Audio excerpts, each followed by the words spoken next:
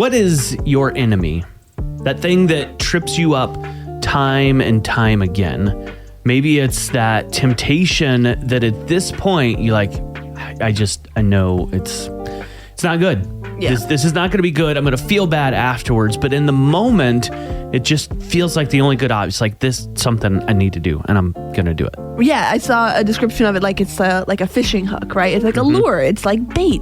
And I know for me, when I've been in seasons where that temptation is constant, it feels like fighting it is just impossible, and beating it it's not even worth talking about. No, I've been right there. And when those odds feel impossible, however, it is good to remember that we're not sizing ourselves up against the temptation, which is, I think, what at least I do a lot of the times. Yeah, it's like, I don't have the strength. Yeah. Right? But we're sizing up the temptation against our God. And that is a reminder we see over and over again in the Bible. Today we're looking at Joshua 23:10. It says, each one of you will put to flight 1,000 of the enemy, for the Lord your God fights for you just as he promised. Now, Joshua and the Israelite army, they were facing literal soldiers, right? A literal army, yeah.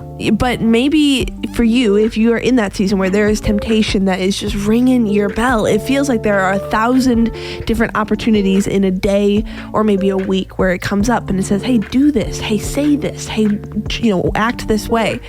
React this way. Yeah. And that temptation can come up like that enemy over and over again. But I love what this verse says. You will put to flight 1,000 of the enemy that doesn't have to be over you. It can be running away.